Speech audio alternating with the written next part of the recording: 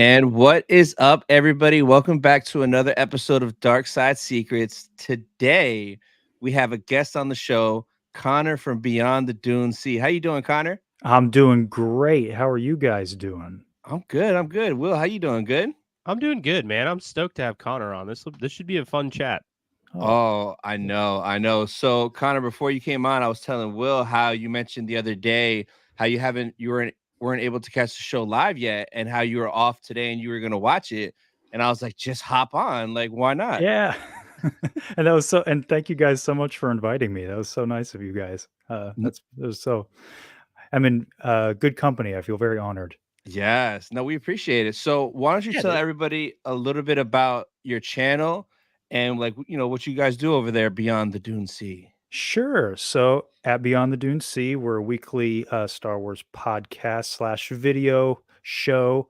I'm the less good half of the team, probably. It's between me and my good buddy Seth. He had other engagements today. He's a very busy guy. And we do, so the idea was it's a podcast, but we're hoping it kind of grows beyond just a podcast. We covered Ahsoka as it was kind of coming out, and now we're going through sort of like lists. Who doesn't love a good list, right? And things like more casual episodes like the trivia episode. Now we're doing a retrospective on Obi-Wan Kenobi because it's been a contentious topic between Seth and I, because I very much like it and he very much does not. So it's been fun to go back and forth. But that's kind of what we do over there. We have a really good time. And yeah, that's about it. Awesome. So for everybody watching, the link to the channel is in the description. It's also in the chat. Go check these guys out. I remember, I forgot where I first saw you guys. It might have been on YouTube Shorts. I randomly saw you guys, and I was like, man, these guys are awesome. And like, I saw the quality of the video. And I'm like, man, this channel has to be massive, like 100K. Like, these guys are pros. And then I saw you just started like your channel in August, right? Yeah, we just started. We launched it simultaneously with Ahsoka. That's awesome. Nice. And it's funny, I saw that, and then the next day Will sent me something on Instagram. I'm like, man, you got to check these dudes out. And I'm like, I know, I already did. Oh, that's so funny. Yeah, I saw Tony, one of your videos not long after we started. It was you. I think it was your video hunting down the Duel's End Vader, the Black Series figure. Oh, yeah. Because I'm real. That's part. I mean, the wall behind me. That's the other. How have I engaged my Star Wars fandom? Is that stuff. So I was like, oh, I love this. So I started following you, and then lo and behold, here we are.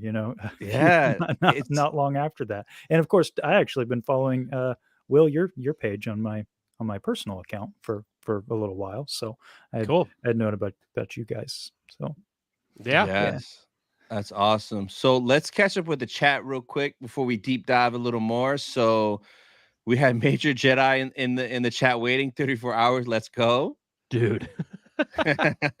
T-Man, what's up, T-Man? Welcome to the stream. Omega says, may the force be with you all. Thank you, Omega. Appreciate that. Lord Jon Snow, let's go. I think I'm most excited for Acolyte, hoping it's good. I hope it's good too. The trailer we saw at Celebration, it looked really good. So hopefully it sticks the landing. I think it's going to be good, dude. Yeah. I saw the trailer too. It was I didn't. Yes. Disney. I didn't watch it because I wasn't there, and I'm a good little fan. Yeah. He's lying, KK. I sent this to him, and it was 4K. Proof. You have no proof, allegedly. Andrew, what's up, Andrew? Welcome to the stream.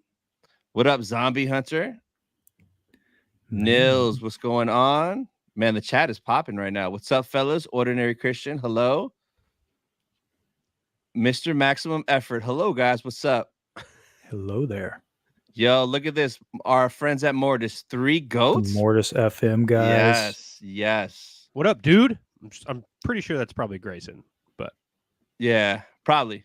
Jack, what's up? Welcome to the stream. Eric, what's up? Hello there. Oh, look at this legend right here. This man's about to hit 100K, and he has time for us. My guy Retney right here.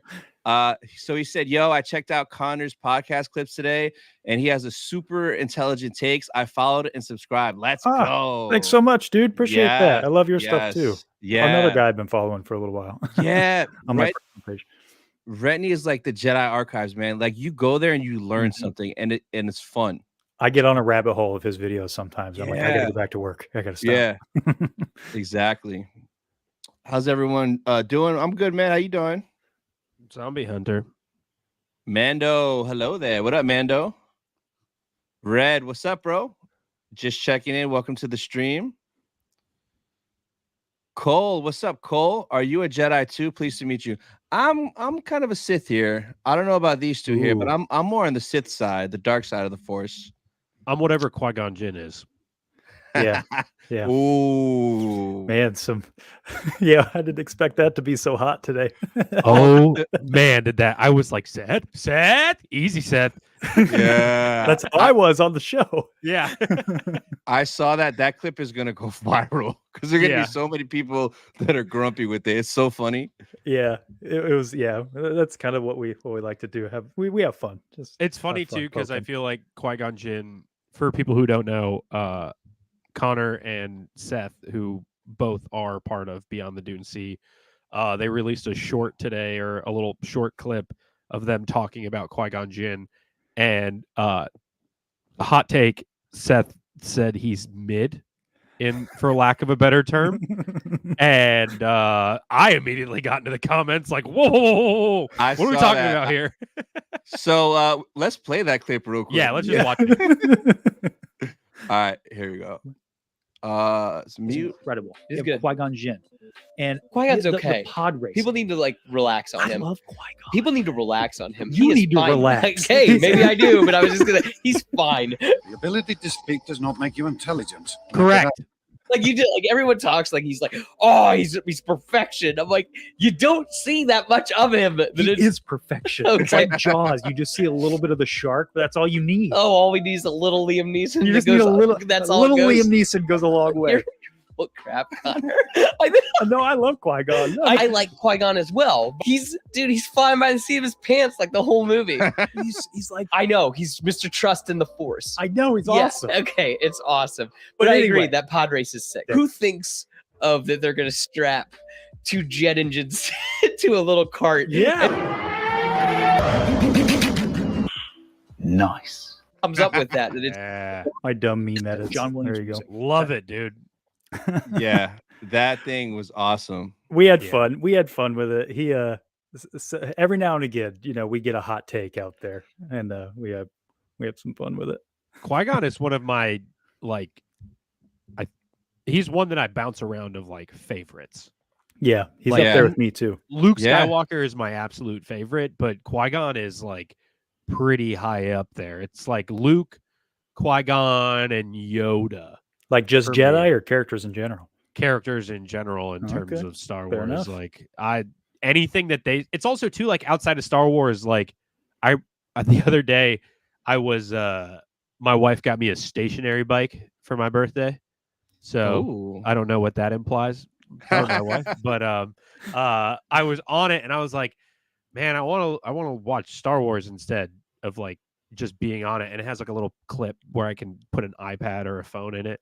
And I was on it and I was looking at like inspirational like Jedi quotes, and it was like Luke, Qui-Gon Yoda, Obi-Wan, Qui-Gon Yoda, Qui-Gon Yoda, Luke, and then just back and forth Yoda. So in terms of like outside of Star Wars stuff, just like the Force and the mysticalness, which isn't a word, of those three characters, I love them just in terms of characters altogether. You know what I mean?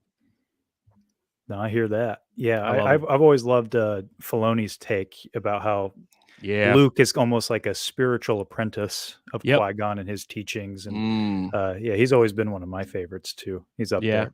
That's why I liked so much before it was changed was the whole thing about like Luke's green kyber crystal actually being Qui-Gon's.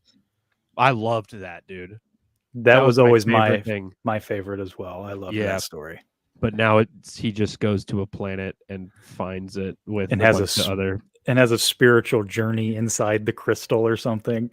Yeah. And he like weird. tries to like de-bleed a red kyber crystal or something, and then What it do you doesn't guys- work, and he just gives up. He's like, that didn't work. Take a Do you green guys- one. Do you guys like the comics that are between Empire and Return of the Jedi? I haven't read a whole lot of them, to be honest. The Luke lightsaber stuff is cool. I very much like the Yoda teaching stuff where Luke is like trying to reach out to the Force and he's being shut off, like trying to talk to Yoda and he's not there, stuff like that. His his tension through the Force when he like cracks that window, and it's very reminiscent of like the comics where Vader cracks the window. But like, I think some of them are cool. I get nervous when they touch a period of time that's so large in the telling of a Luke Skywalker, especially for what they've already done with Luke Skywalker in terms of new lore. So I don't know. I liked a lot of it from what I got, but it's also comics, so it could change in a year. So who knows? Yeah. See, I don't mind so much what they did with Luke. It was more the Vader stuff that I'm like, like him going to Exegol is the. Oh, yeah. I don't know about that. Yeah. Yeah. That's always the thing of like, oh, why didn't they tell him? Why didn't Luke tell him? It's like, it's just funny when all of these characters are set up with information of like what's going to happen next. Right. Like, oh, the big bag is right here, but all of the good guys already knew about it. So why didn't they just give each other the information? Like the whole OT is built on they're trying to get the Death Star plans and they're just trying to share information the whole time. Why wouldn't they share more information that's going to set up something potentially worse? But you know, Star Wars, man. Yeah. So Nick, I guess, saw us on Monday. So saw y'all on Theory's channel. Appreciate you hopping in. Appreciate it, Nick. Brooke, what's up? How's it going? Trying to be excited for 2024 in terms of Star Wars content. Me too. I just want to know what's going on. There should be a lot, dude. I know. McClunky, how's everyone? What's up, McClunky? Love it. You saw Hayden's first announcement for 2024. Yeah, October he's going to be at Texas at a convention there. Yeah. Before you know it, Konnor will be on Star Wars Theory with you guys. Let's go. Ooh. I'm sure he's got better things to do than check out our stuff. Morta said everyone sends Seth hate messages, but don't actually. Don't actually. Just correct him as to why he's Seth incorrect. is the man. Seth is the man. He's always correcting me on my bad opinions. Redney said Qui-Gon's my top 3 favorite characters with Luke and Anakin.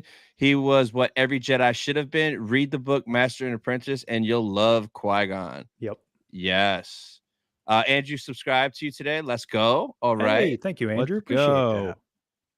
What up, Red 5? My guy, how you doing? Let's see who else we got in here.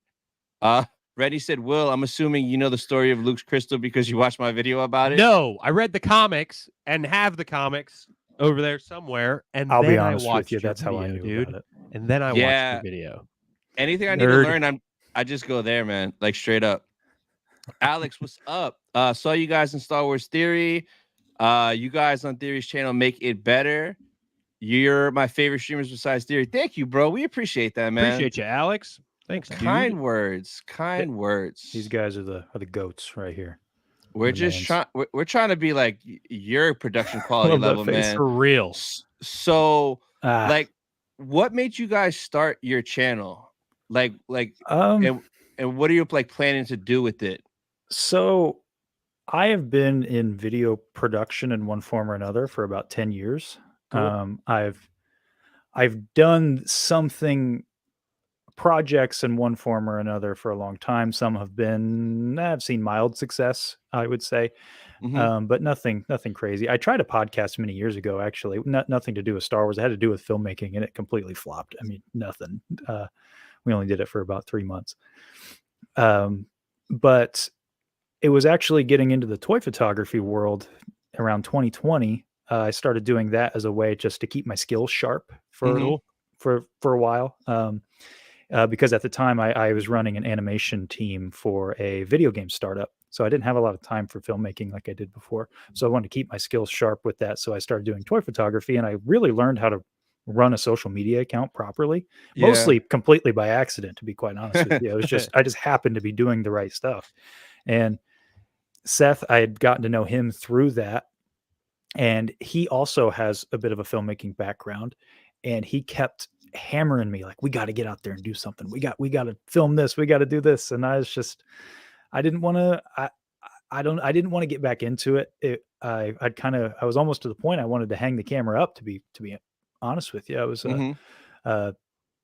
just because I kept failing, just kept failing and kept failing. But Seth kept pushing me to do it. And finally, over the summer, we did a short film together, and I saw what just not only is Seth a great friend, but he is an excellent to work with. Like, he's just a real, he puts in 110% all the time. And I mean, he relit the spark for me for like the love of this stuff.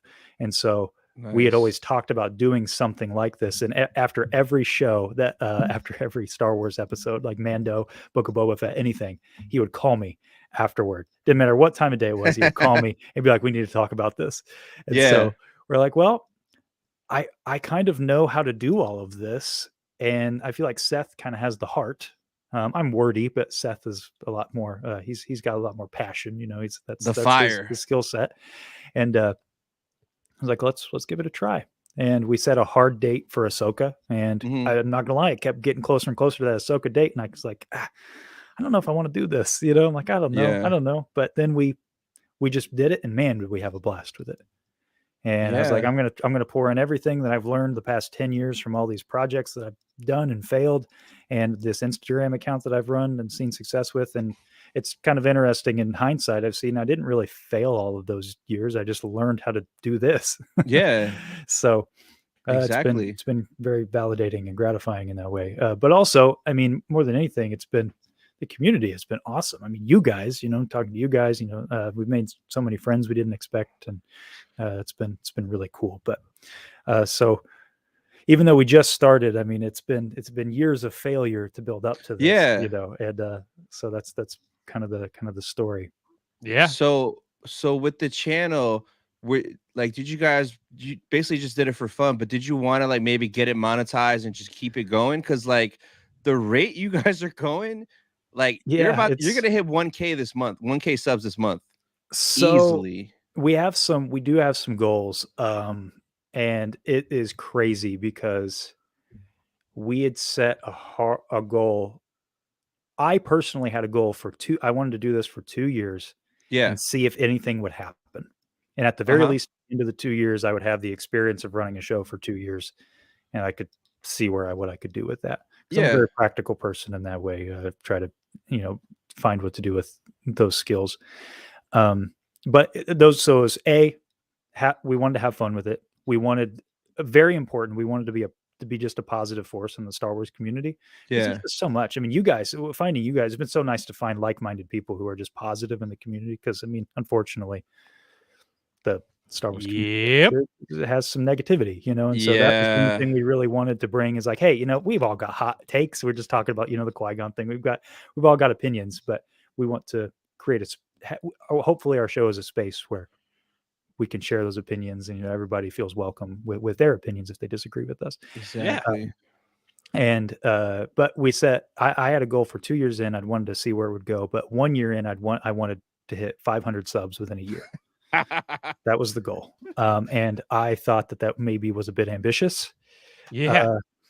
And to say we're blown away is an understatement.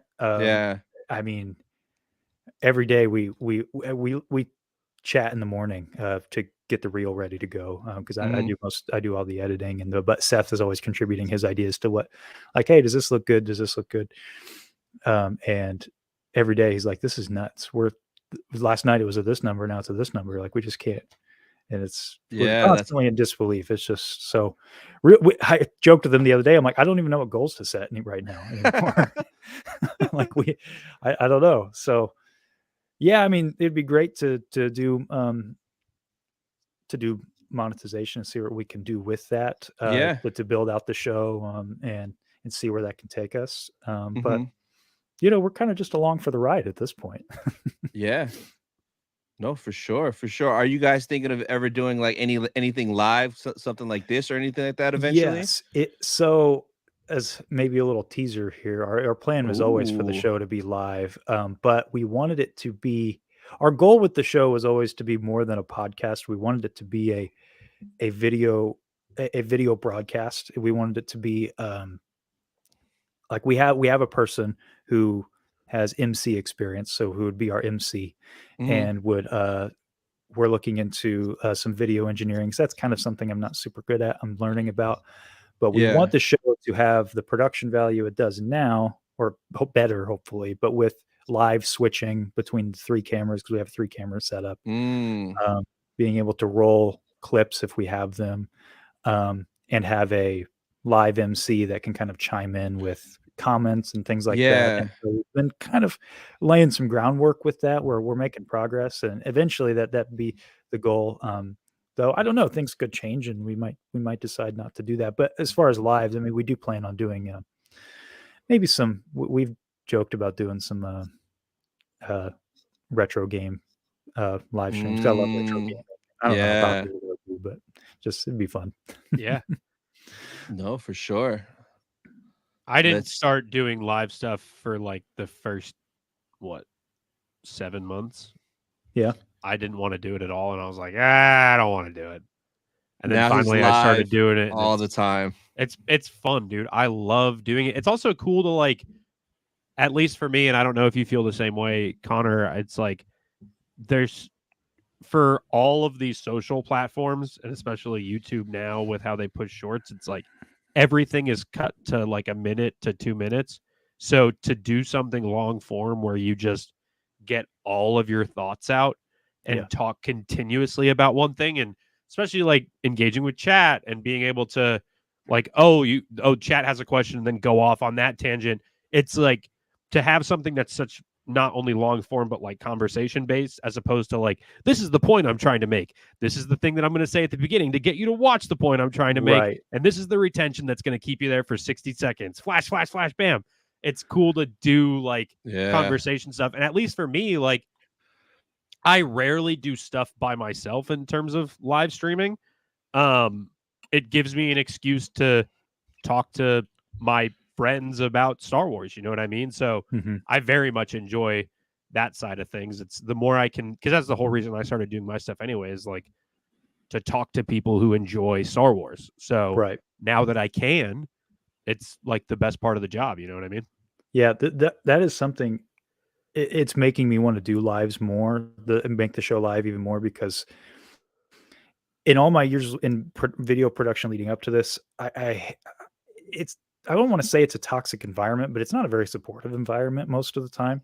There's a lot of competition, and everybody's sort of cutthroat. It is very cutthroat, and so I didn't start experiencing the community of this kind of stuff until I started doing toy photography. Yeah, and it was the first time I'd done anything creative where people I looked up to were not only supportive but like accessible.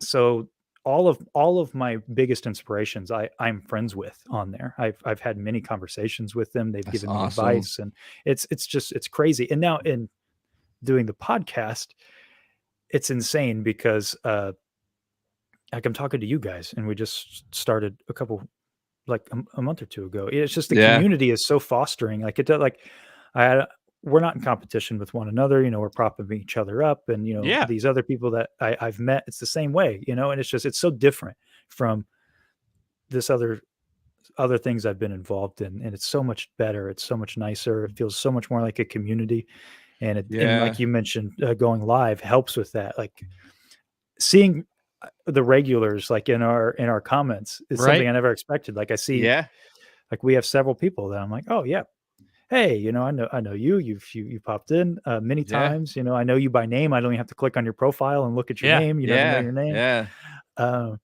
And that's something that's really, really cool about doing all of this, that I just didn't anticipate. But it's been so refreshing. Just like, man, the community is so cool, and they've been so welcoming, you know, and it's crazy that I feel like we've already made so many friends.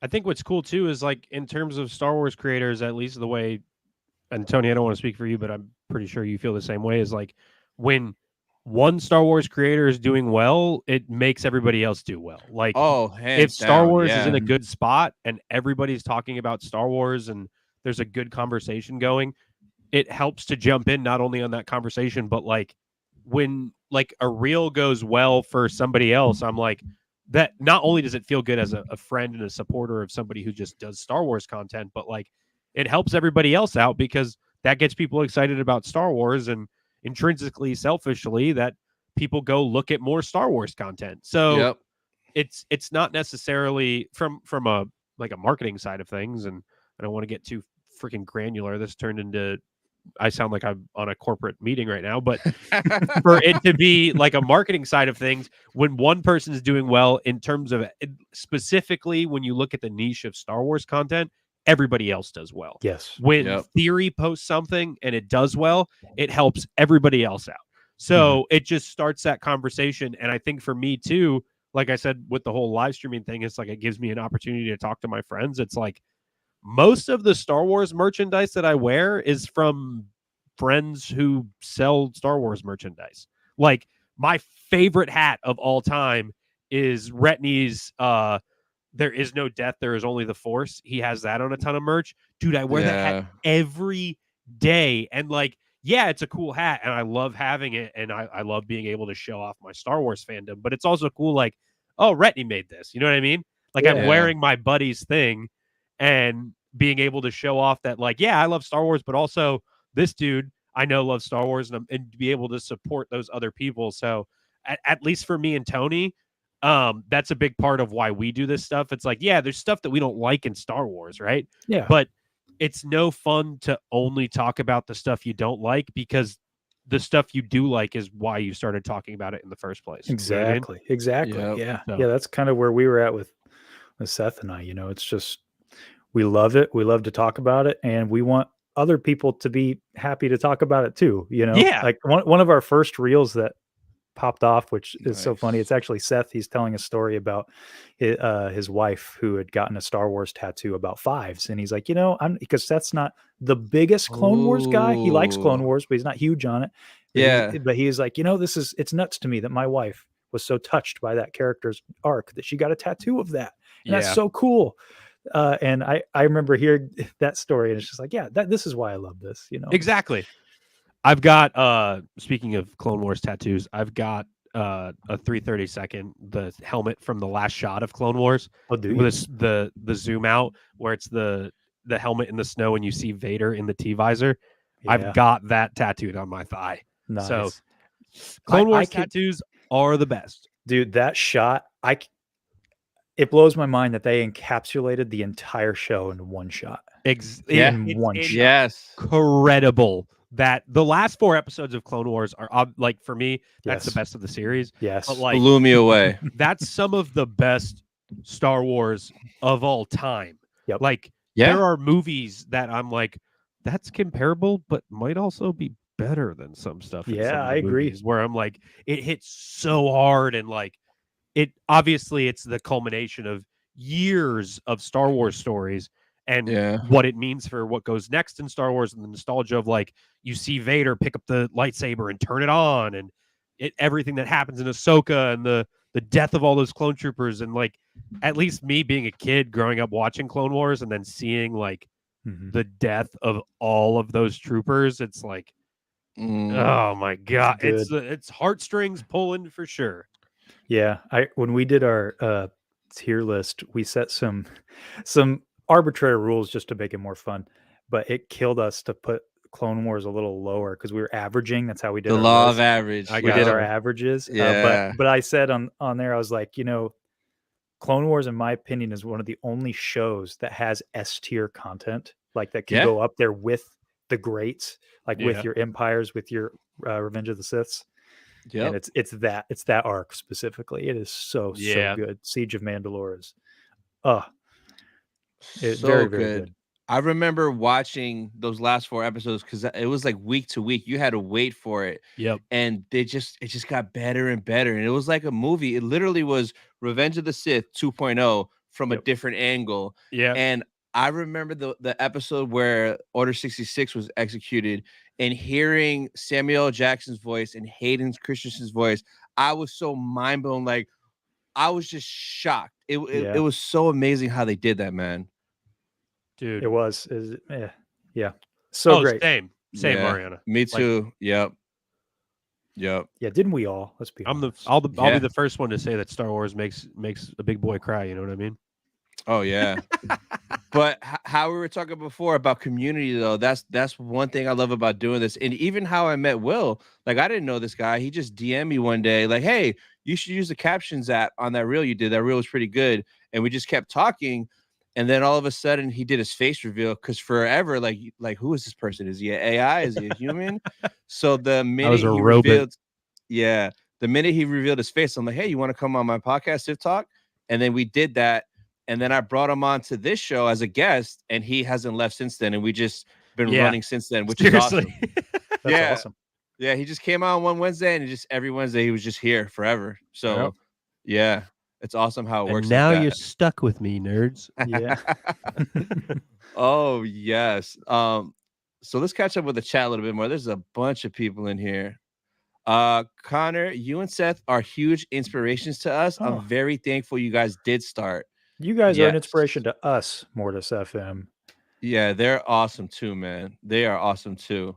You know, when I discovered their podcast, I sent it to Seth and I was like, "Hey, listen to this is how we need to sound. Like we need to sound Oh. conversational like these guys." Dude, Yeah, They're yeah. so good. Like in how incredibly professional they have made talking about Star Wars content, and not like professional in terms of like corporate or boring or like Yeah. that. It's like you're listening, and I'm like, I feel like I'm in the best version of like a Star Wars class. You know what I mean? Like Yeah. when I was in college, if I could have signed up for this elective, I would have immediately. Ooh, You know what I yeah.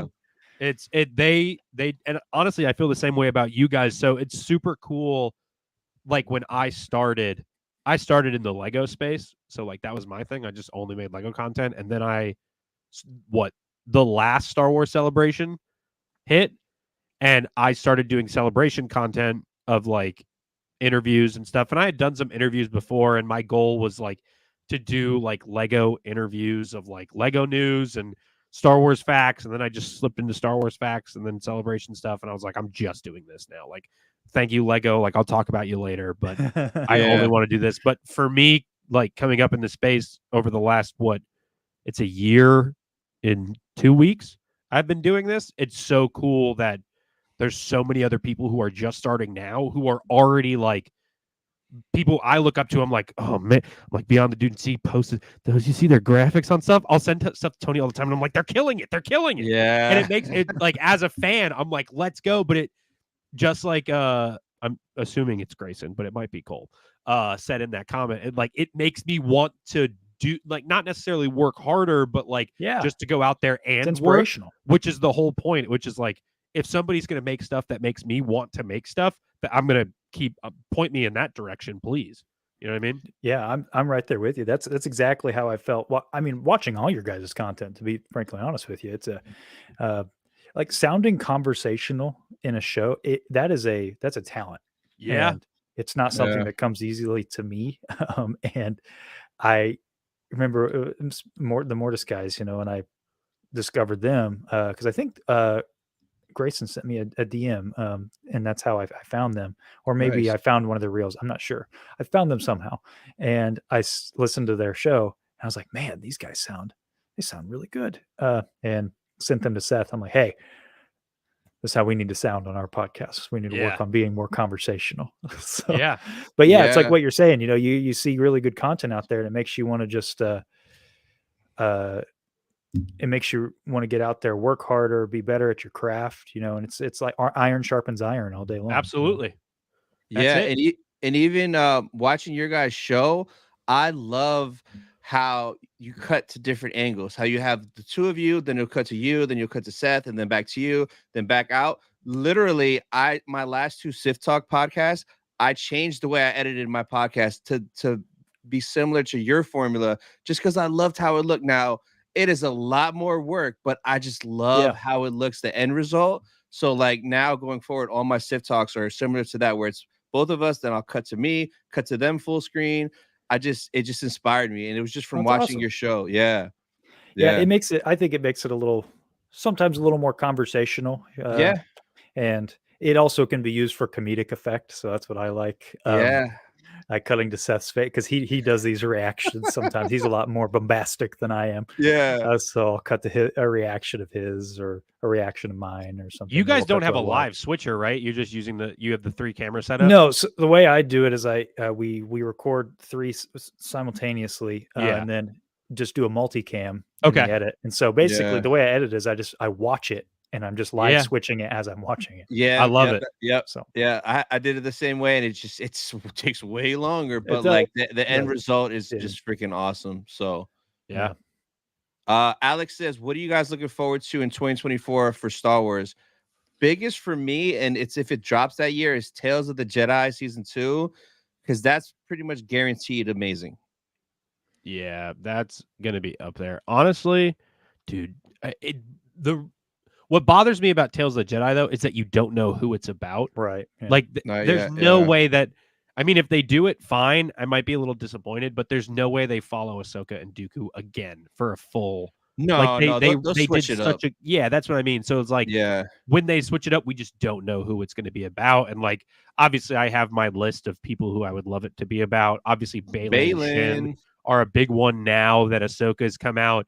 For me, at the top of my list always will be Luke Skywalker post Return of the Jedi, like going to find Seth, like artifacts and Jedi holocrons and stuff like that. That's what I want to see. Kind of like what we saw in the Battlefront campaign where he's going to find that compass or whatever. Dude. And that's the whole reason he's there.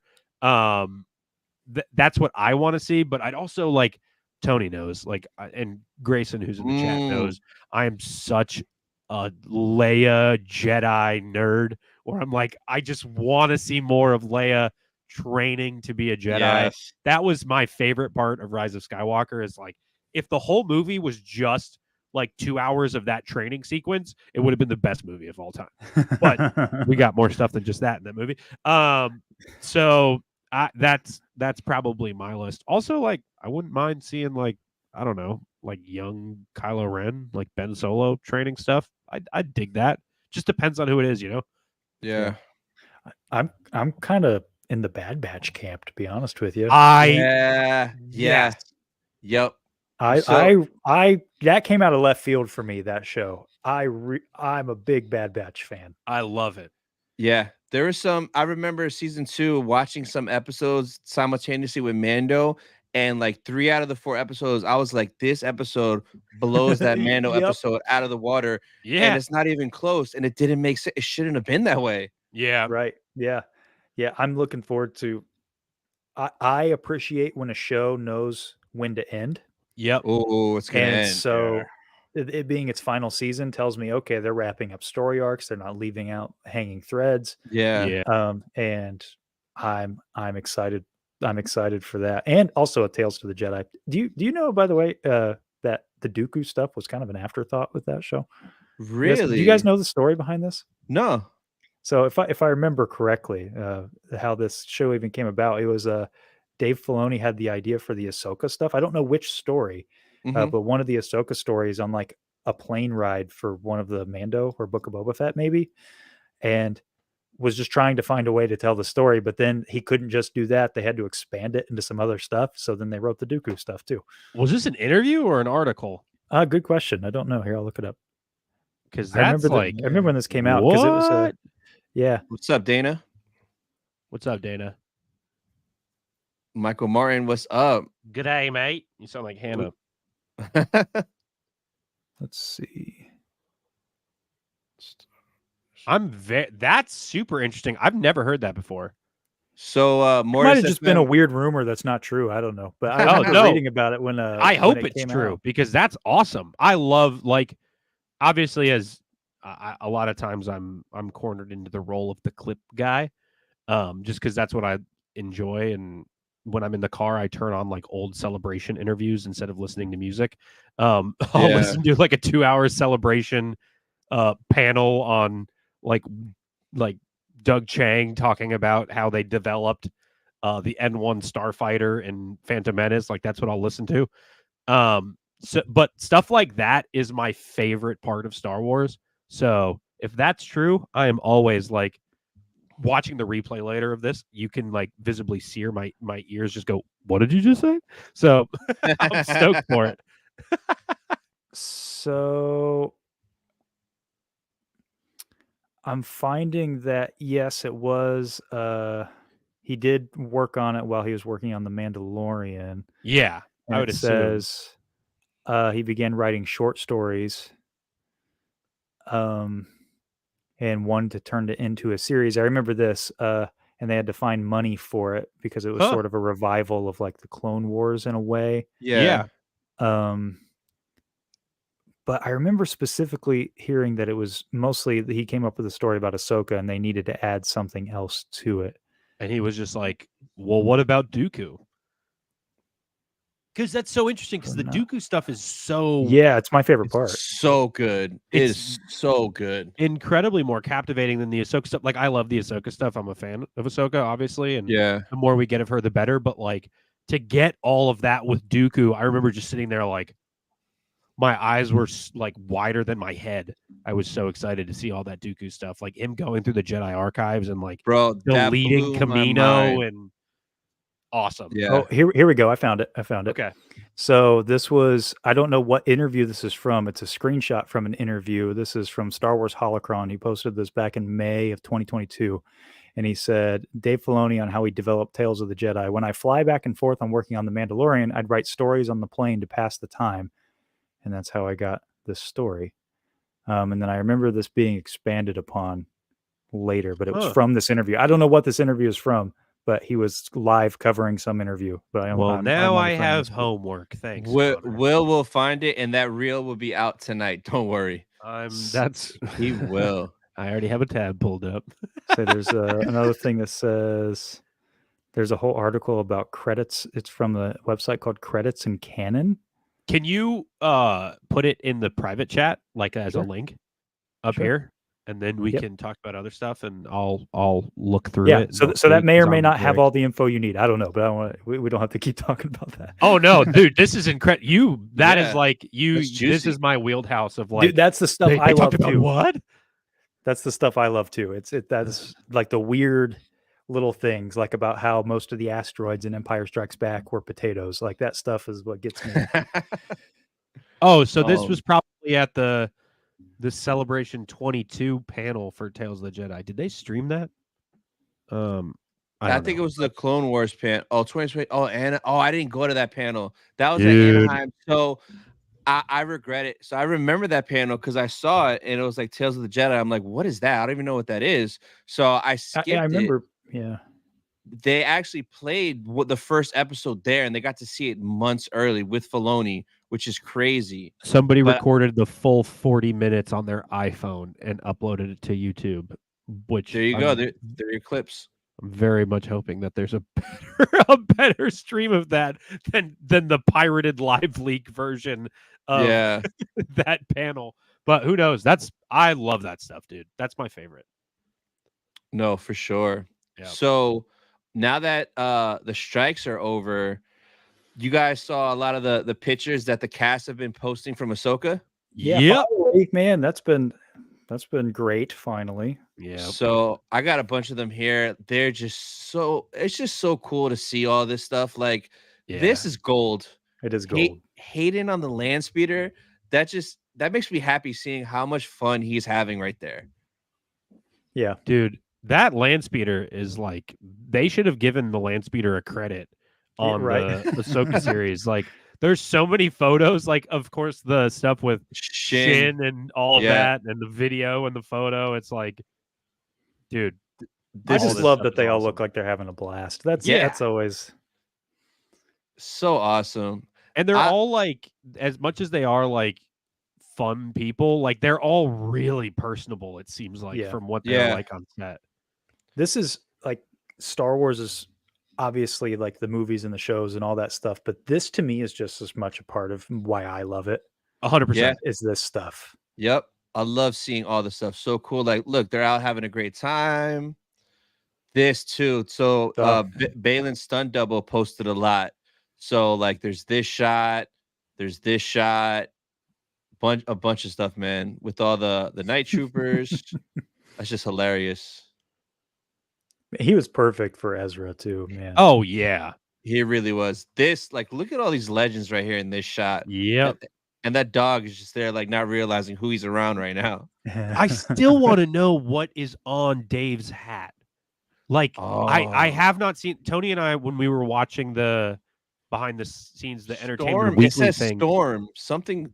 I Storm? want to know what that bird is because the entire crew was wearing that on their hats, and I have It's no probably idea the working title or whatever, the like Space Bear for Last Jedi. It's the only one I can think of. That's what I'm hoping it is, and if so, like, I am very excited to find what that logo is.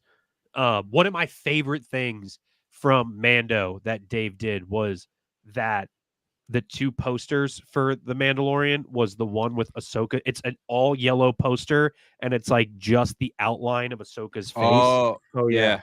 Dude, I love that poster, and it was only a crew release, like only the crew got it, and I've still been trying to find like high res photos of it so I can definitely not print it out for myself and put it on my wall, Disney. But dude, this stuff is awesome. Look at that with Grogu. It is. So if she comes to MegaCon in Orlando and I do a photo op, I want her to hold me like that. Oh yeah, Mortis FM saying the working title was Stormcrow. That's right. I remember that. So that's probably what that says. Stormcrow. Stormcrow. Grayson, you might have unearthed, Bubba. There it is. There it is. And you guys know Stormcrow, a reference to Gandalf, of course. Yep. Absolutely.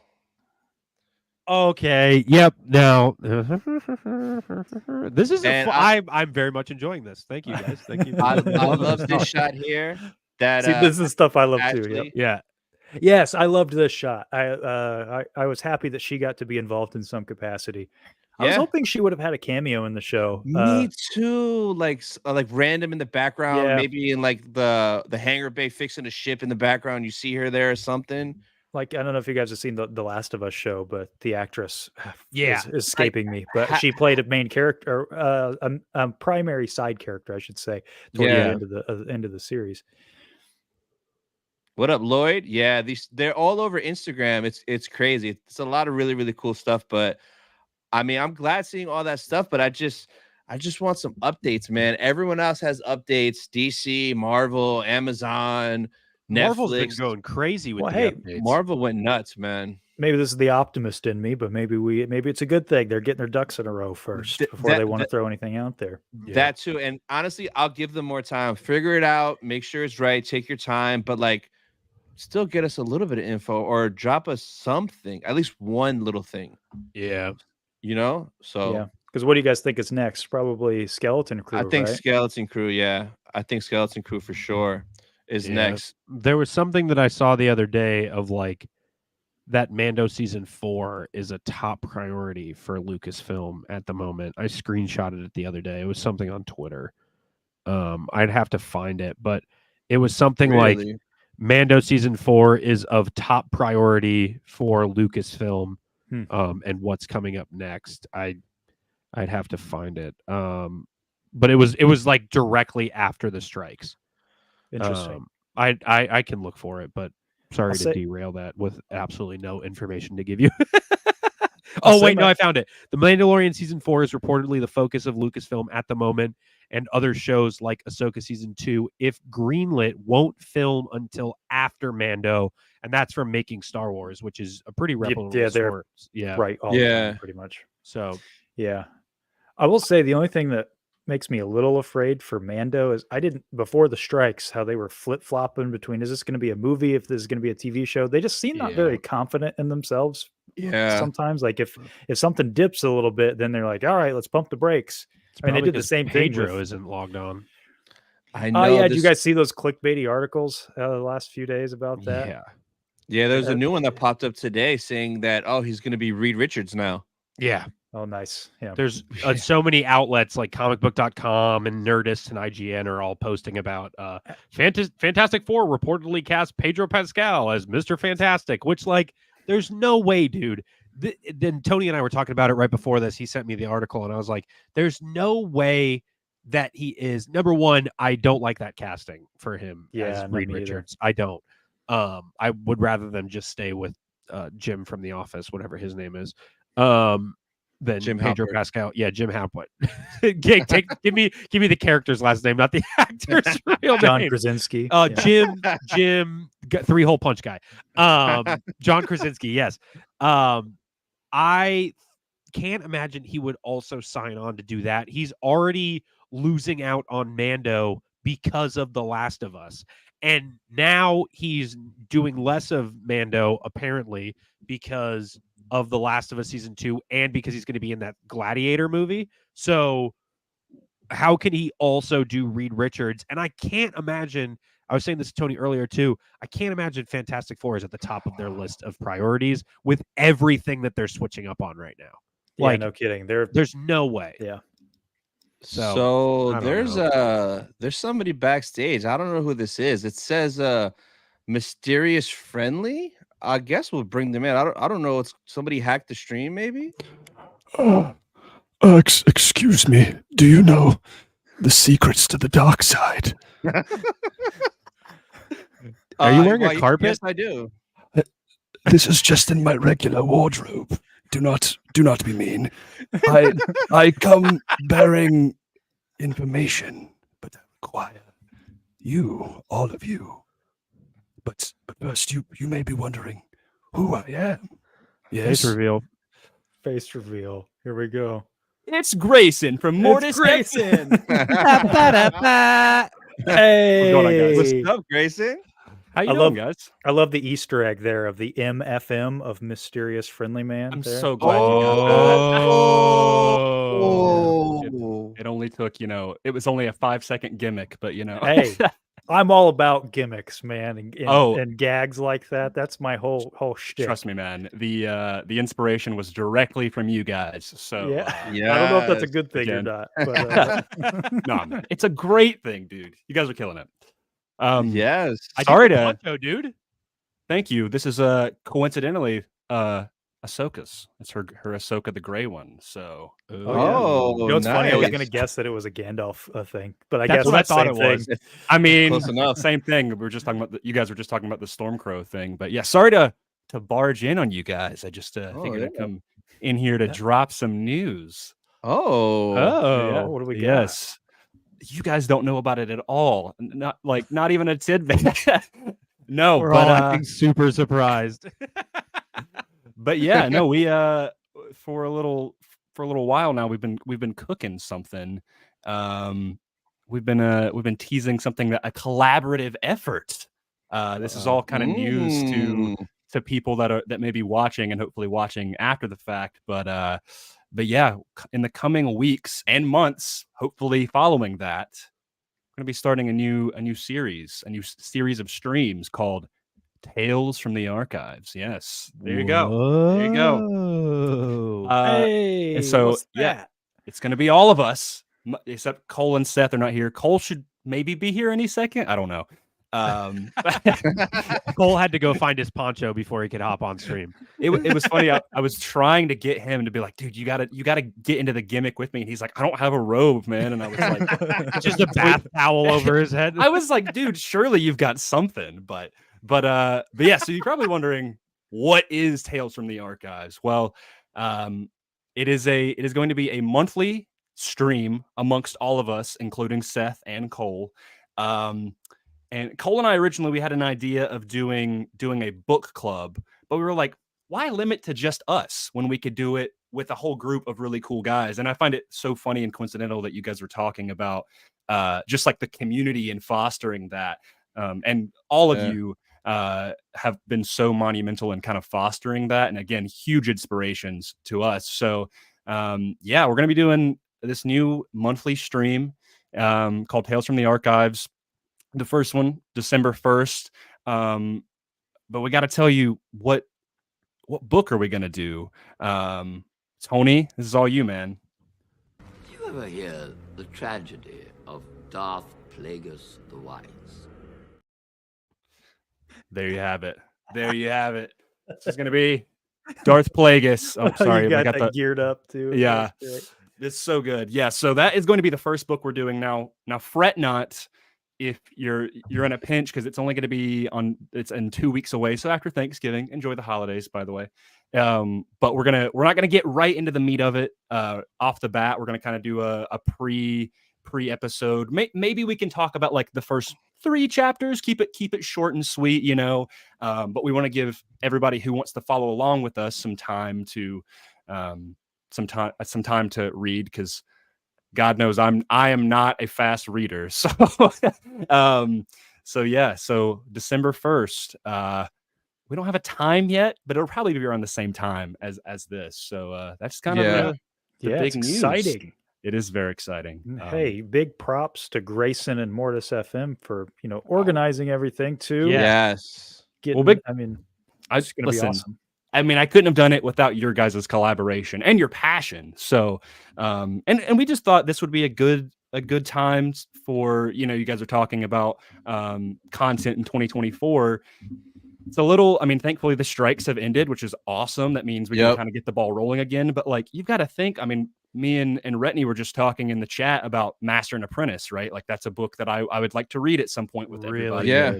And there's so much content that is just very untapped and not a lot of people know about. You know, there's it's a very kind of small niche community. Like people watch the shows and the movies, but they don't really keep up with the books. So this kind of gives like a community effort to for all of us to kind of read along. You can be in the chat with us as we're talking about it. So December 1st. And if you guys need a copy, I just dropped the link in the chat. It's on Amazon. It's $8.99. You'll get it like that. So if you want to read along with us, grab a copy, or if you want to do the audio. But yeah, we're starting off with a banger, and I haven't read it, so it's all new to me. So I'm super hyped to get into it. Same here. I've also not read it. I kind of know the Cliff Notes, which is really all of my Star Wars book knowledge. Is I just know the base. I know enough to get by in conversation, but yeah, Will is the overachiever. He's like, I've read every book ever made. I didn't say that, Grayson. He did. Let's he take did. a chill pill. No, I have read Plagueis, and there are a lot of books that I have read in terms of Star Wars. But I'm very excited, and Tony and I were talking about it, Konnor, before you hopped on when we were backstage. Mm-hmm. I'm very excited I think I mentioned this too when we had our like initial planning video of like, I'm very excited to watch this stuff and take in the books through your guys' perspectives as well. Yeah. Like reading a book is so intimate for like one person. It's just you and the words on the page, or you and the audiobook that you're listening to. So to be able to read this, and obviously we're going to use the word book club a lot, but like to be able to read this and then be able to talk about it in points of what you guys are thinking. Like there's not one person of us who's going to be able to find all of the points that everybody else is. Everybody's going to bring something to the table of, oh, well, this also implies this, or read between the lines here. So as much as it's going to be cool for me to reread this, I'm excited to take this step forward with you guys also being able to pick it apart as well as like a collaborative thing. It's like as my favorite class in school was always English class. Like my senior year, I took both English APs at the same time.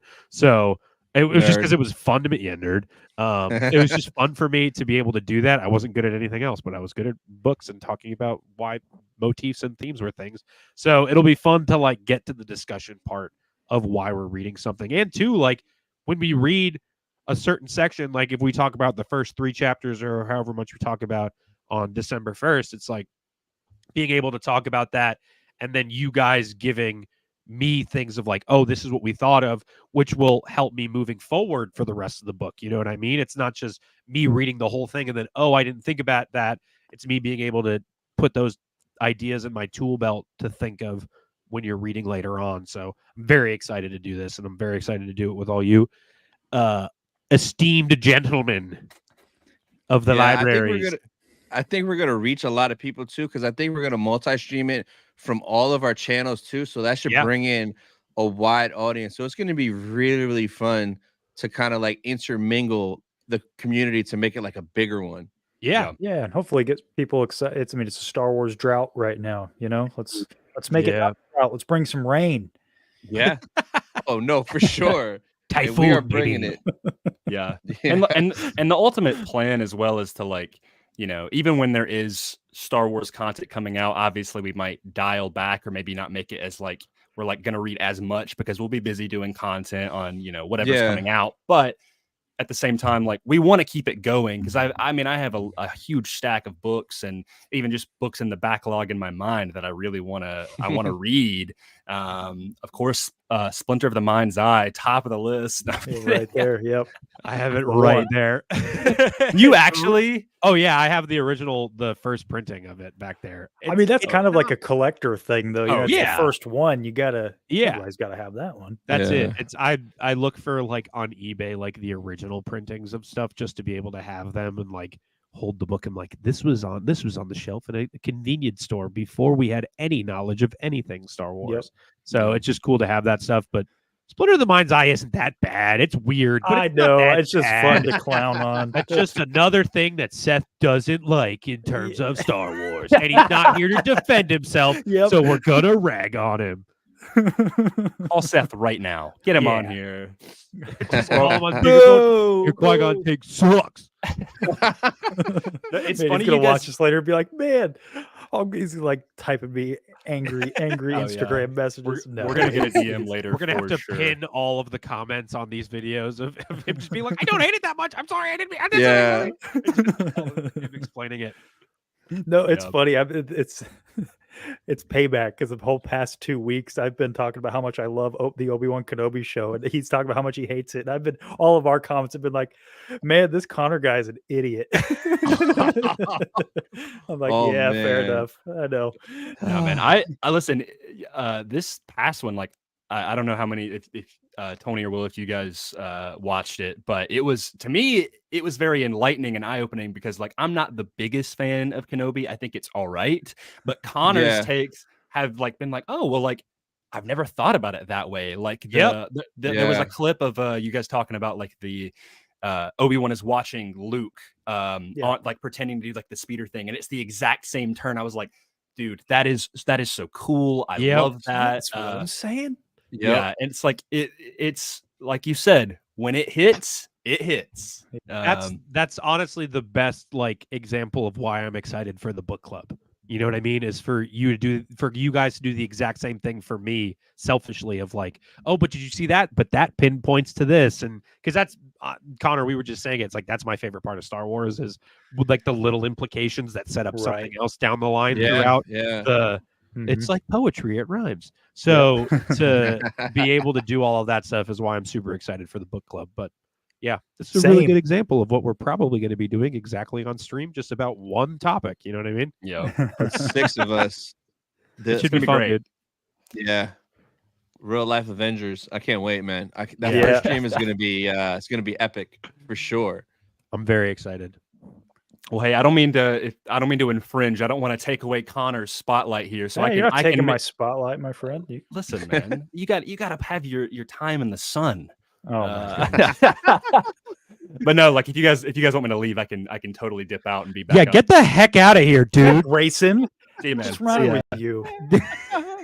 No, stay, you nerd. Yeah, My bro. goodness. Yeah. You didn't put Thank on the poncho for nothing. Dude, Yeah. I've been You got all like, dressed up. I've been practicing this gimmick thing all day. Again, for the last 5 seconds. He's been planning to I love infiltrate this for the last I week. love it. Just walking by his poncho. It's been hanging on the closet door. It's so funny. Man. I've got my, for context, I went to the Star Cruiser a couple months back. But I have my jacket, my flight jacket, and then underneath it was the robe. And my dad was like, "Why do you have a dress underneath your jacket?" Because it's like the way it's hanging. Like, it's not a dress. It's not a dress, so Dad. disrespectful. It's a kilt. You want to know how much I got this for? I got this. So there was context. I worked for Disney, and during the month of August, they had a 50% cast discount. And this robe was $130. I got it for $65 Cash on my discounts were birthday. the best. Use that blue ID, baby. Dude, it's so clutch. I love When it. did you stop working at Disney, Grayson? Just January, early this Oh, year. okay. So it's been almost a full year. Oh, Yeah. okay. Cool. Yep. Cool. Grayson, what are you looking forward to most for 2024 Star Wars? Like, what project are you hyped for the most? Out of Honestly, everything? yeah, you guys said it best. I mean, Tales of the Jedi and Bad Batch are very high on my list. Cole and I do plan around the end of this year to kind of do an episode on what our favorite project or projects were this year. So if I had to choose one, it would actually be Jedi Survivor. But if I had to choose a visual media, honestly, well, Ahsoka is really good, but Bad Batch season 2, in my opinion, slapped, dude. Like it was so good. Yeah. Especially because season 1, I was like, this is good. There's some good stuff in here. Konnor, I know you like season 1 better. I'm opposite. That's so funny. Like I'm opposite. With that. I know I think it's just the way the pacing is of the second season. Like I don't feel as bad. Like, and even though those like kind of filler episodes feel a little bit filler. I say filler. They're not really Fat filler. Mace Windu on the island eating. It's funny you mentioned that. I don't remember that episode like at all. Once you watch it again, you'll never forget it. Oh my god. Yeah, that's the ones With right the before tsunami? like the tsunami or whatever. Oh yeah. Oh yes. Like Yeah. when they're on Tech's girlfriend's planet or whatever. Yeah. Yeah. The rewatch value for Bad Batch is honestly great as well. It's one of the shows that like you go back and watch and it's enjoyable. It's almost Clone Wars. I mean, it is like an offshoot of the Clone Wars and it's right in that wheelhouse, but like Clone Wars level of being able to go back and rewatch a lot of stuff. Obviously you jump around and I do the same thing with Bad Batch, but the episodes that you can go back and rewatch, they hold up every time. It's awesome to see. So I'm excited for 3. I think Bad Batch season 3 is at the top of my list, almost more than Tales of the Jedi season 2. And when we find out who Tales of the Jedi season 2 is going to be about, that will definitely change. But as of right now, knowing where Bad Batch season 3 is kind of going, I'm extremely excited for it. Did you guys see the trailer for Bad Batch season 3 that they showed at Celebration? Did you guys watch it illegally? No. I'm trying to remember if I definitely didn't do that. It looks dark and gloomy. Like there's going to be a lot of death. I feel it will be the connective tissue to where we see our 3 clones and rebels, especially. Yeah, I hope so. There's a lot of hopefully, like I would not be surprised if like there's a time jump and we get to see like where like or at least like continue kind of like how Vader was in Clone Wars season 7 where they do like the little time jump and he's like Anakin's already Vader again. By the way, you guys talked about earlier.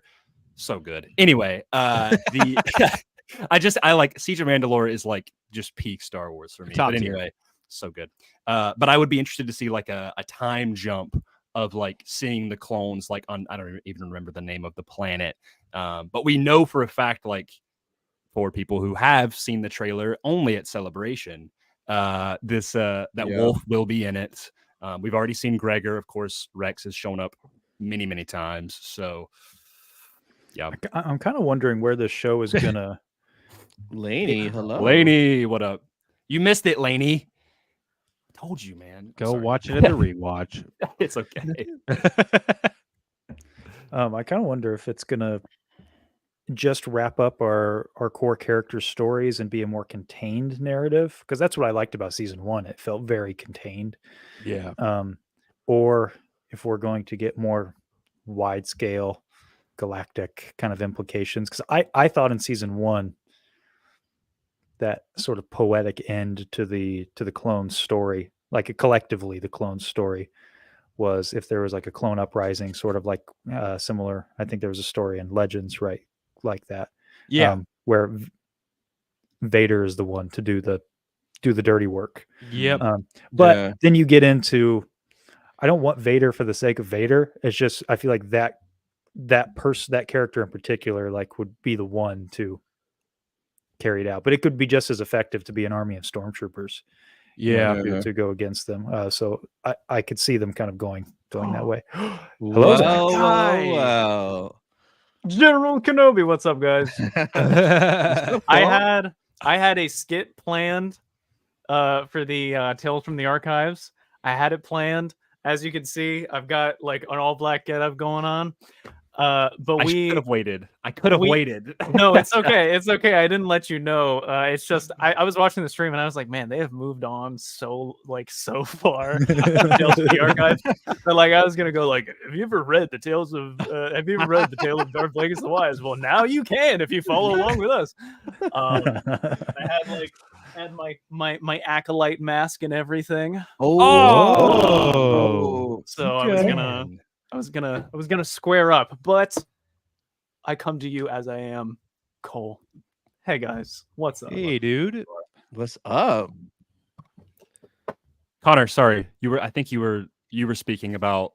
Was it so? What? That's Sorry, I was kinda where confused.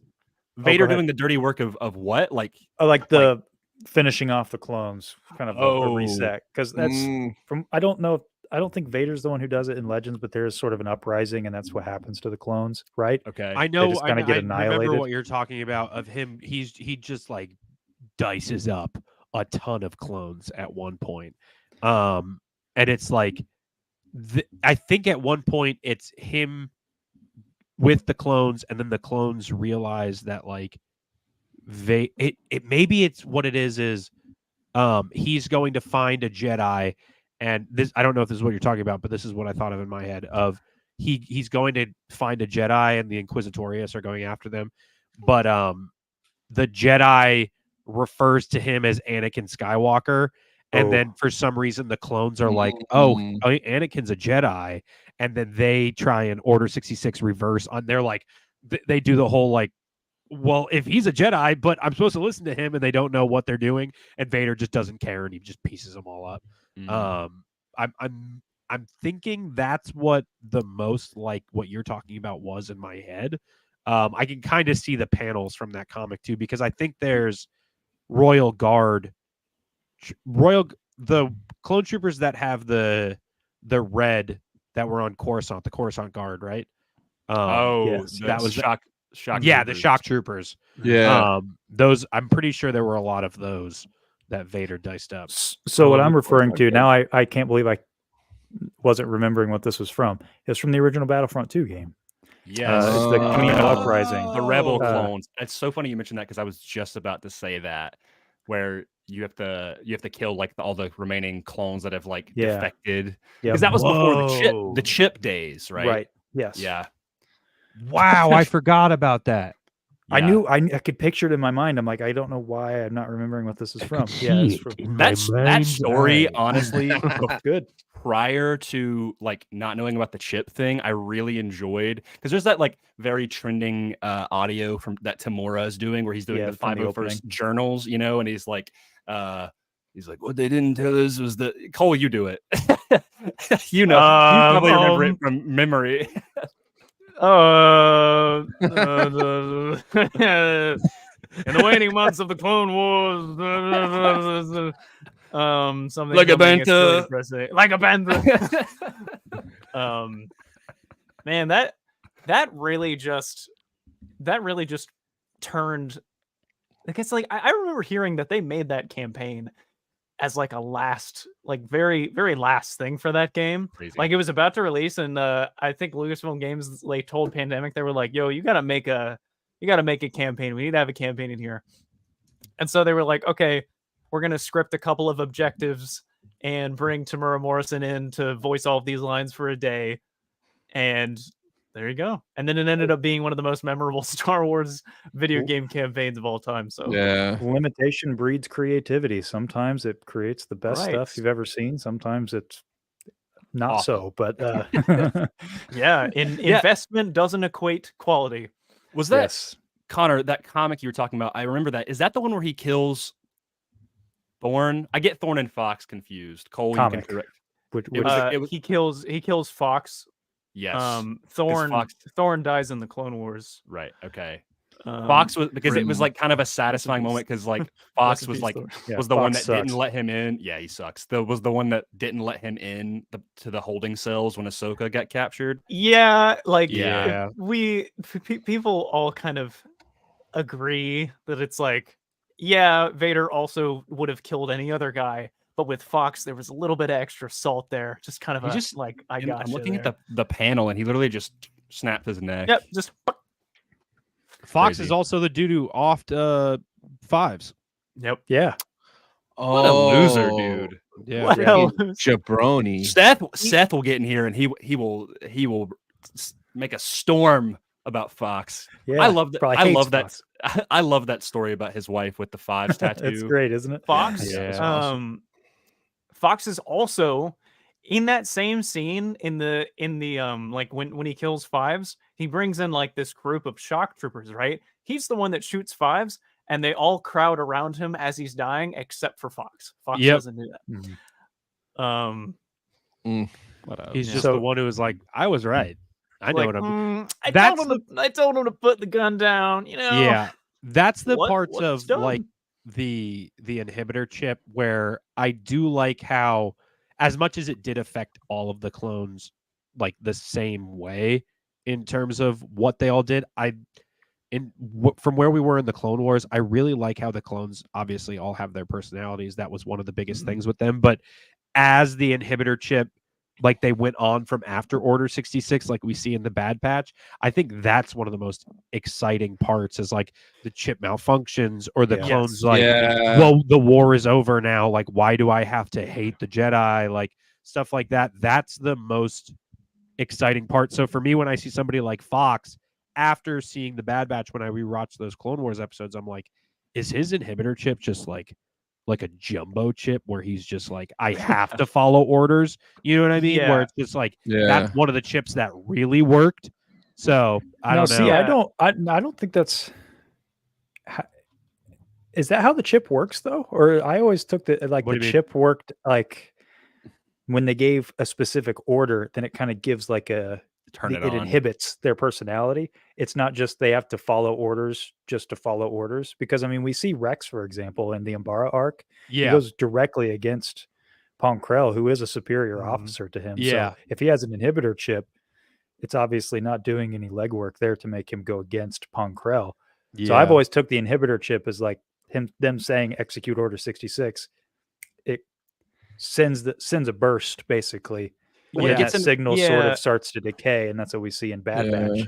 And then some of them start to make their own choices, like we see Crosshair decides to stay, and the rest of them. What I'm thinking is that we don't really know for sure if it was specifically tailored for them to only listen to Palpatine's orders. Yeah. Or, otherwise. I think that, and this is why I don't give Fox all that much flack. I think Palpatine probably issued a direct order to Fox. And we just don't know, because in that scene right before Fives tries to take Palpatine, like he tries to take him out, Palpatine, like it is basically assumed that he did something to Fives, messed with his head, or told him, yeah, I'm the guy you're looking for. And then Fox goes nuts, right? And so I'm imagining, since the Coruscant Guard listens so closely to Palpatine, that he probably wants the commander of the Guard to be like under his wing, like his right hand, basically. Yeah. So that's why I'm like, yeah, Fox is the best soldier in that. Like, I think he deliberately was ordered not to set his weapon to stun. That's interesting. Like, it's probably like execute order, 31, which is 112. That's an interesting question though about if it's only Palpatine, because I know that there's another, what is it, Order 65 that's to kill Palpatine. Yeah, that was just in there to be like, hey guys, it's not just about the Jedi. In case is that canon? I'm pretty sure. Hold on. That might be another Legends thing that I'm confused. I know in Lego Star Wars, Order 67 just makes all the clone troopers dance. I thought about that too. Dude, Lego Star Wars. That's your favorite game, huh? That's my favorite game of all time. TCS, not Skywalker Saga, the full one, the complete saga. That's the best game. That's the best Star Wars game of all time, in my opinion. What do you think about that? Order 66 or Order 65, by the way, is to kill the Supreme Chancellor. What is not that necessarily from? Palpatine, but the Supreme Chancellor. Whoever the Supreme Chancellor is at the time. Yeah. It's probably, I mean, Palpatine is that guy that's got plans upon plans upon plans. I'm sure that that's Oh, like the failsafe that's like, oh, case a you didn't cool get it. story. Chancellor Valorum, when he definitely put in this thing, you know, like this. Yeah, because I guess 65. there was no guarantee that he Yeah. even would have, because his term in office was way longer than it was Well, supposed to be. Like, what if they kicked him out? You know, From what I understand, that order was only in there just to tip off, because there's 150, it says, contingency orders, and I think that the rest of them were only in there to be like, hey, don't worry about this one about killing the Jedi. There's a bunch in here. It's just it's all just in case. It's just red tape. Yeah, just Yeah. look over it. Who Like, knows? see right here, right next to the Jedi. 60. It's even Yeah. before. We thought about this one first. Like Order 65. 25. Eat a bunch of donuts. What? Think about that one. Not about the Jedi. Order 24. Palpatine's really cool. Who put that in there? Before I so rudely cut you off, Will, what were you about to say about Lego Star Wars? Oh no, it's the best Star Wars game of all time. And I know, Konnor, we talked about it a little bit. Yeah. Is like, as a fan, that is so ingrained into me, like being a young fan, of how I took in Star Wars between the years of Revenge of the Sith and everything that came out after that. So that was like, my headcanon was, as much as it's silly to think about, I think about how much I know about Star Wars in terms of like the way the movies go, like sequentially. And I think about like, oh yeah, I remember that level from Lego Star Wars. You know what I mean? Like it goes back there, and I'm like, my Rolodex of Star Wars sequences, I'm like, oh yeah, that was in that door. If you go through that door, it's like when you're in the works of Coruscant, or when you're in the Battle of Geonosis and you're on the treadmill thing and you're trying to jump over stuff. It's like, oh yeah, I remember that, and then you expand on that. But like, just from a small child's learning of Star Wars, it's so like such an ingrained part as to why I am a fan of Star Wars. The droid invasion score is one of my favorite scores, because that level I got stuck on so much as a kid. And so I heard that over and over and over I'm again. surprised you don't hate it. No, I actually I love it, because I don't. That's a good question. Yeah, I don't. It's weird to think about that. I have that exact same thing with a lot of Star Wars games, where I'll be like, oh, that, like, there's a track that's from A New Hope, right? For context, I'm like really into lightsabers, and with Profi, you can put on like music and stuff. And so I was like, man, like I've got a Kyle Katarn font on here. I'm like, I want to get that track that plays when he's on Nar Shaddaa. And then I'm like, oh, but it's actually just when the Falcon's escaping from Tatooine in A New Hope, you know? And I'm like, and I love that track. But yeah, no, like Will, what you were saying, and even you, Konnor, like that like 2003 to like 2007 or 8, there were so many Star Wars games. Even the year of Revenge of the Sith alone in 2005. I mean, I'd have to pull it up, but there were so many tie-in games to Revenge of the Sith. There was Lego Star Wars, the video game, the original, came out in March of 2005. So good, dude. Just the original 3, and then the last episode, the bonus episode, was no, Leia. It was the prequels. It was the prequels. Yeah, but the bonus episode from that game was Leia. Yes, it was like the unlockable episode was, because they were already working. Vader. Yeah, because they were working on the next game, but it was just Leia running around with her blaster, and you're like, oh, A New Hope. You're like, we're going into the original trilogy now, and then you had to wait for that game to come out. Had to wait for 2. I remember the hub world was Dexter's Diner. Yes, and you could when you played as Yoda, it was at the time where he moved around faster when he was on his like little hover thing. Yep. Yeah. They took that out for some reason. Yeah. So, they took that out. They took it out in favor of him just walking fast with his cane, which looked kind of goofy. Tony, I know you were playing Skywalker Saga recently. Yep. You've got to play Complete Saga. Like, I know, I want to. Yeah, I want to. There's a thing that Cole and I use that allows you to play cooperatively on like the same system. What is that? Co-op. What is the? Sorry, you talking about the software? Yeah. What is it called? Parsec. Yeah. Coincidentally, it's called. Parsec. I thought you meant like you guys are just together playing. I'm like, no, 2-player. Just grab another controller. Because couch co-op. Yeah, exactly. I was like, thanks, Will. I know. Yeah. What's that thing where you can play with 2 players? 2 players. Okay. I have a story about the original Lego Star Wars, if you want to hear it. Ooh, let's go. So when I was a young lad, I remember this very vividly. I was at school, and I didn't we didn't have a lot when I was growing up, so I never had anything new video games, nothing like that. And I remember sitting at the lunch table, and that poster would just come out of the Lego Star Wars, the video game. And that was the first Lego game. And so all my friends were talking about it. They were like, this is not just a Lego game. This is Lego Star Wars. Like, you mean the one with Anakin from episode 2 and they're all like pyramid behind him with Vader's helmet or whatever? Yeah. Yes. The cover of the game. Yeah. And It's I was an iconic poster. And we talked about it. And I remember this is so sad. I remember chiming in after all my friends being like, yeah, I can't wait to play it too. And they all looked at me and like, what do you mean? You're not going to be able to play it. You don't have anything to play it on. And I was like, And so my birthday was in July. So this came out in March. And so the game came out. All my friends got it. We're talking about it. And in March, I remember this in July, so clearly. My mom worked very late. She got home 10 o'clock, something like that. And I was just happy to see her. And she came in and she was like, get in the car. She took me in the car and she bought me a brand new Game Boy Advance SP. Let's go. And Lego Star Wars, the video game. And it was the only time in my childhood I ever had a new thing.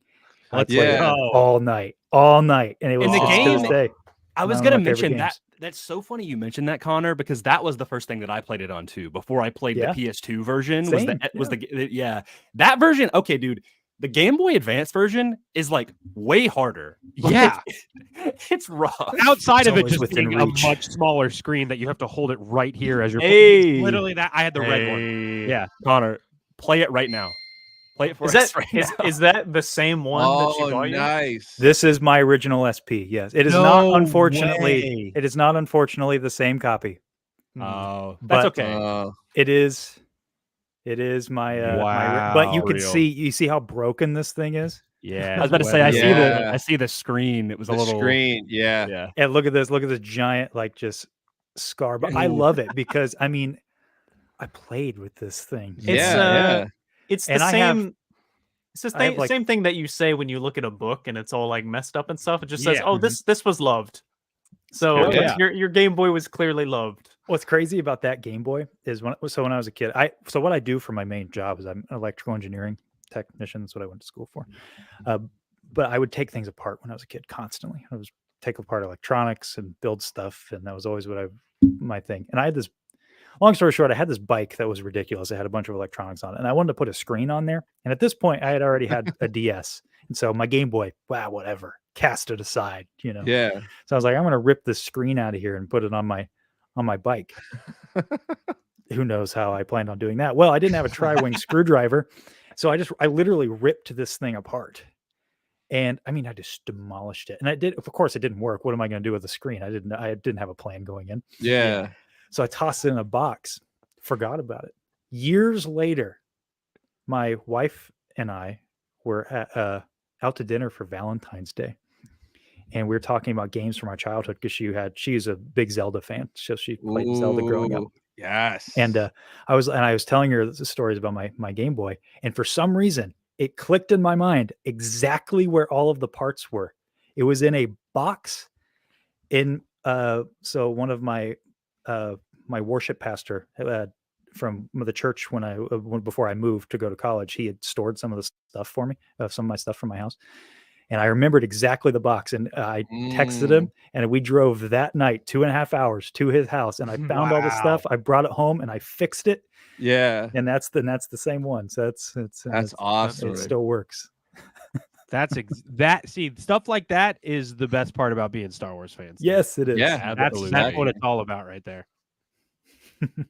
Tony, any of you guys play the no, sorry, go ahead, Grayson. I was gonna say, I don't want to neglect chat because I know people are popping off, so I don't want to ignore them for too long. Oh yeah.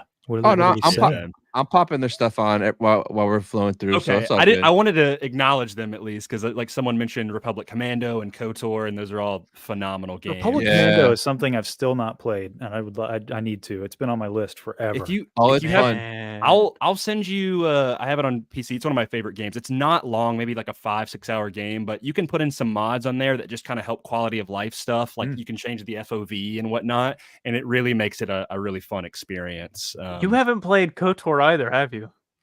No, dude. I missed an entire console generation when I was a I am kid. so jealous of you, like, to having not experienced Republic Commando and KOTOR yet. Like, those are two absolute straight bangers just waiting for you. I can't wait to see what you think. That would be a game. I'm actually waiting. I know this is silly. I'm not a. I don't like gaming on my PC. I just don't enjoy it. I'm a big game collector. I have consoles, and that's just what I've always enjoyed. But that new multi-pack that just got announced for Switch. Oh, we're gonna pick that up. Games. Yeah, it's got like 7 of them. I think it's got Republic Commando and KOTOR in it. I think it's probably got Pod Race. They've done a lot I think of. It's got Pod Racer too. Yeah, I thought you were going to say you were waiting on the remake, and I was like, I've got news for you, buddy. No. Keep waiting, buddy. Why is it always the one thing that I want that gets butchered or like doesn't get released or something like that? Yeah. Right. Yeah, that KOTOR remake. It looked good. We didn't see anything. KOTOR short. I know just that video was really good. The very cool cinematic trailer we got, I think 2 years ago now. Yes. Yeah, that's it. That's the one. Absolute bangers. Although I will say they're getting flack. This is such a niche thing. First of all, Jedi Academy, Jedi Outcast, absolutely legendary games. They're my personal favorites, but I've never played them. Do you know if the Force Unleashed is going to be the PS2 and it's Wii the version? Wii version. It's okay. The Wii all right. version. Hot take. I like that version better. Do you really? I do. I think it is better combat. I think the story makes more sense. I think I love the 360 version, but it is real. It's real jank. Like it's just your lightsaber's like a baseball bat.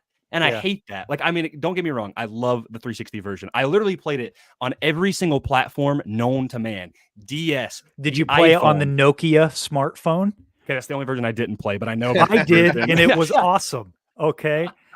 That is such a weird story with this game that it came out on so many platforms for in wildly different versions. The PSP was my personal favorite. Okay, the PSP version is the same version as the PS2 and Wii, except they had the battles, which was really cool. Yeah, now it continues its tradition by coming out on the Switch too. Yep. It just never stops. But sorry, go ahead. I was just gonna say, for people watching, I wasn't joking about the Nokia thing. It really did come out for the Nokia smartphone. There's a version of it that came out for that, and it's actually kind of fun.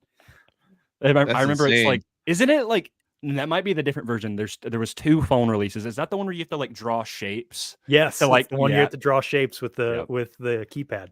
That's weird. So that was at the time when there was so many movie licensed games that came out on every platform, especially Star Wars and Marvel stuff. Like they did everything. Yeah.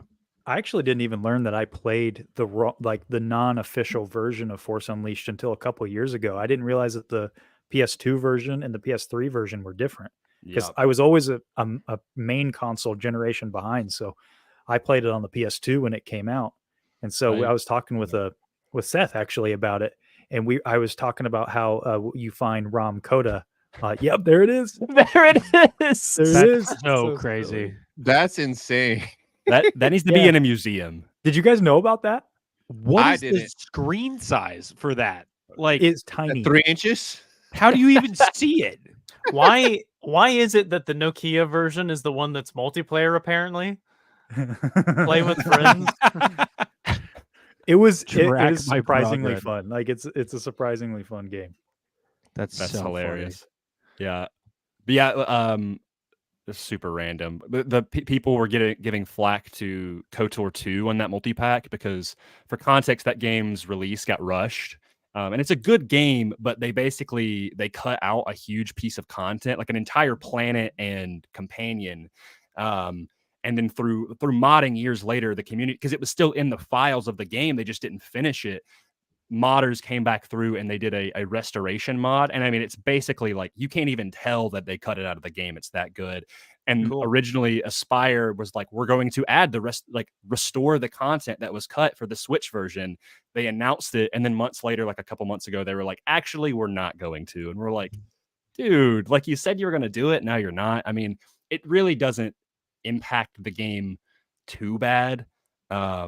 But like it's a pretty cool piece of content. Like you get like the the droid that you get is named Goto or Goto, and he's like one of the, I guess for the Old Republic time, the interrogation droids on like the balls, like that's the companion that you get. Oh, yeah. But anyway, side story on that. I'm excited to try it. We made a little Old Republic reel this week, and I had no idea what I was doing. I was texting Seth the whole time, like, "Hey, you're gonna have to." I was like, "What's the difference between this guy and this guy?" He's like, "You sound like an idiot. You shouldn't be making this." Is that the Revan and Malgus one, or is that a different one? It's the Revan and Malgus one. I sent it to Cole, and he was like, and Cole, context, our last episode, we're going through our favorite characters. We're going to be recording right after this, but we're talking about like just some of our favorite characters, and Cole mentioned Revan. I got hold on. Where do you find? Oh, he's going somewhere. What is he getting? He's gonna have like he's gonna come back with a whole cosplay. What is that, folks? That's funny you mentioned that. But yeah, but yeah, I sent it to him, and I was like, there we go. One of my earliest Revan would memories... stomp Malgus. Cole, one of my earliest memories, Star Wars memories, because it deals with our friendship, is I remember we'd probably been friends with each other not even a year, and we started like a Snapchat streak when we were like 15 or 16. And you sent me a video of you wearing that mask, and you were like research. It was like you were as Revan, you had the hood on, and you were like hot Sith babes in my area. Like you like had that, and it flipped to him, and he was like wearing the mask. I hope we still have that saved. Maybe I have it. I absolutely have it. That's so good. We might need to post that. It's my most legendary video. Young Cole was wilding out here. That's so good, dude. I remember you sent me that, and I was like, "This guy's awesome! Like this guy is one of my favorite friends." I had music playing in the background where it's like 2 to the 1 to the 1 to the 3. Oh my god, that's so good, dude. Love it. That is hilarious. I forgot about that. Honestly, see, I think I know where it is. I'm just gonna look. For it. I might make just a reel. But... I might just make a reel of that later this week with your permission. Man, what a wild time. Tony, what's your favorite Star Wars game? I want to know. So it was Fallen Order, but like I hadn't played a lot of the games, but lately I've been on a rabbit hole playing all these games I've never played. So like I just played Force Unleashed, I played a little bit of KOTOR, Republic Commando. So right now I have to say Force Unleashed is my favorite, man. Just the story is amazing. It's like a movie, and like I'd rather that be turned into like a Disney Plus show or movie because it's just such a cool story.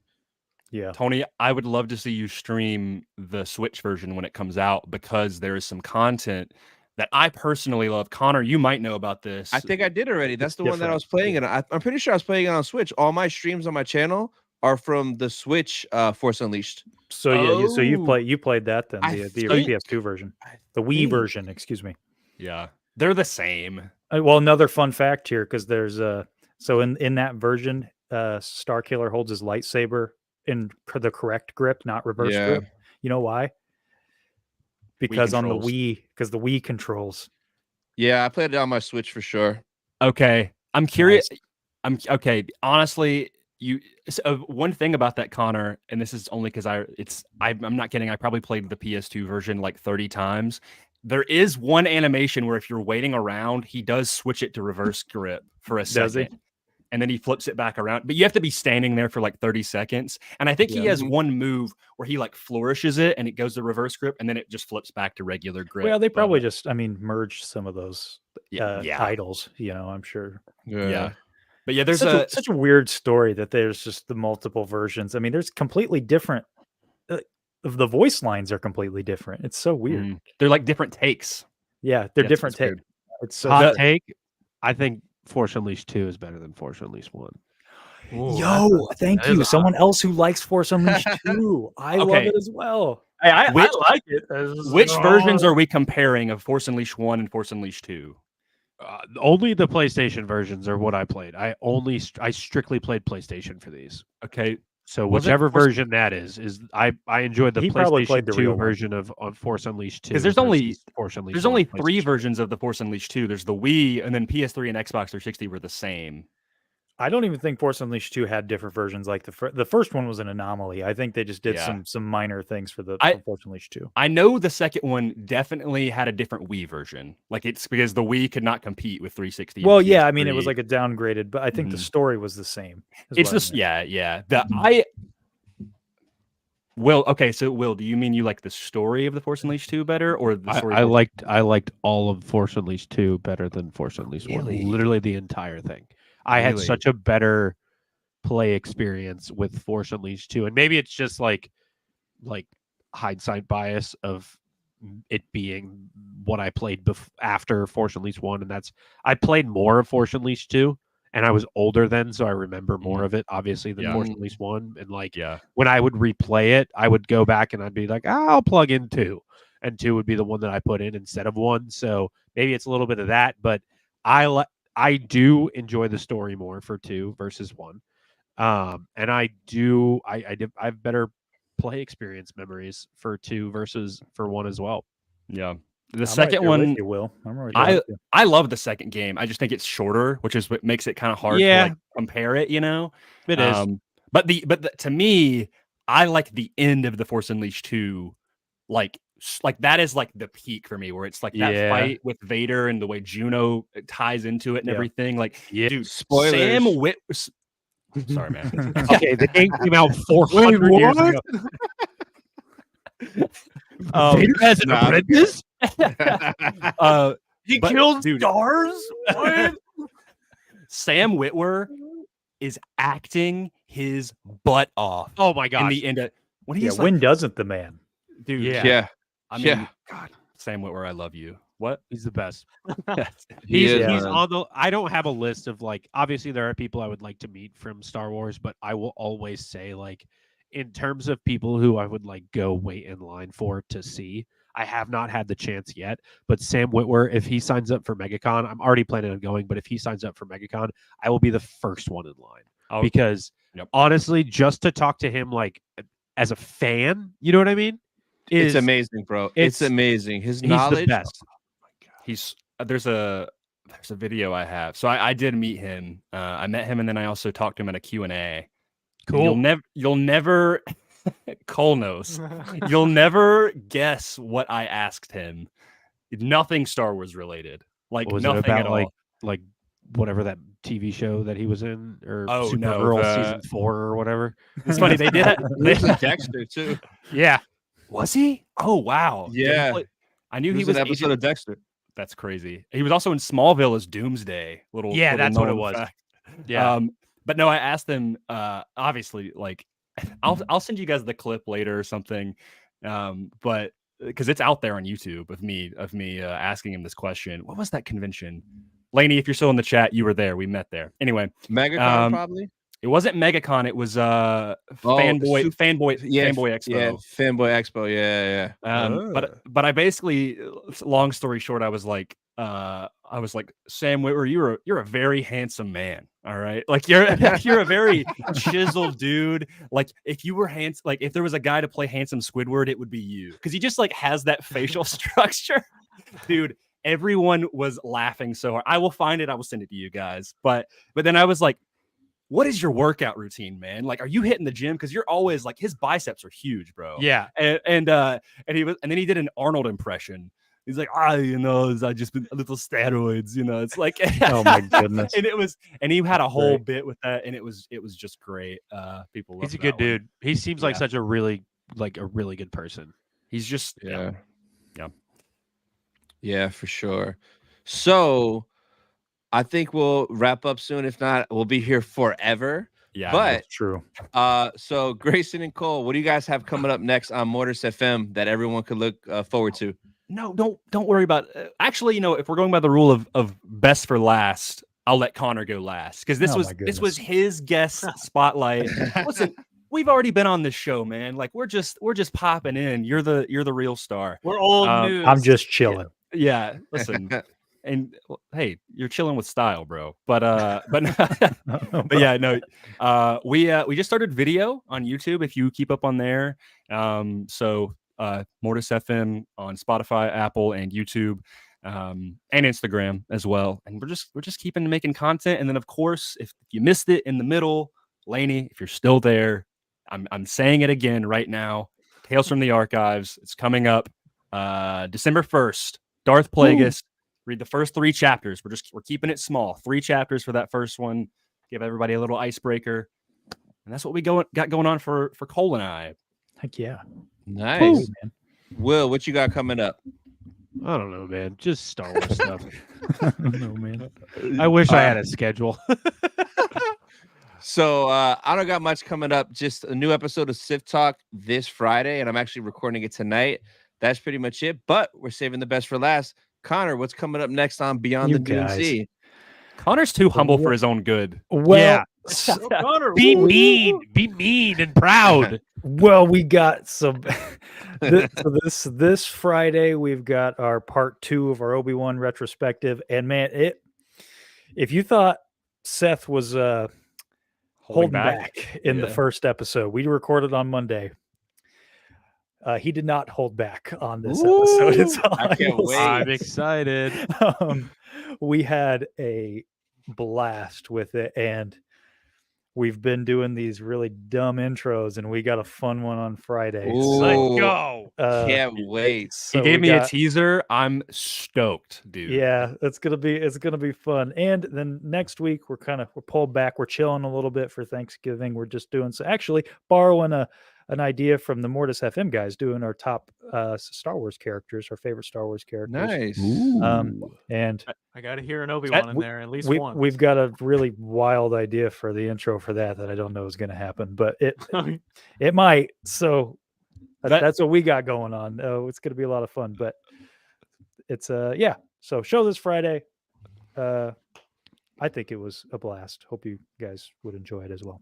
I cannot wait. Awesome. It's funny Awesome. you mentioned you were stealing something from us. We're actually stealing the tier list thing from. Not that it was your patented idea. Yeah, we were the but- first one. We invented the tier list. Actually, I don't know if you knew that. We were the first ones who ever did it.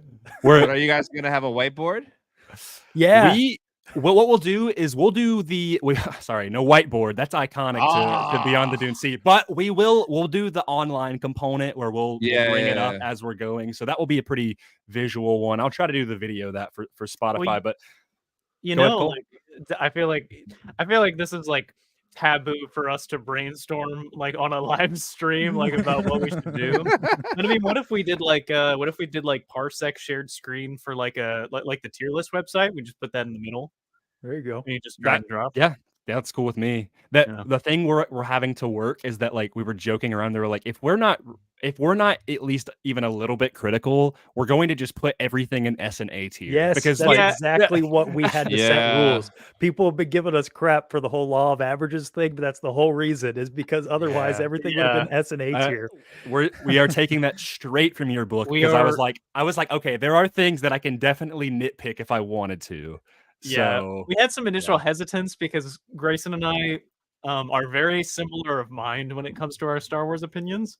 So like, I was just like, man, we're gonna record this episode, and I'm gonna go like, this S tier, and he's just gonna go like, yeah, and then like we just kind of agree on the same thing until it's over. Yeah. But I think if we're taking like the extreme critical eye, really tearing things out, I think it can be done.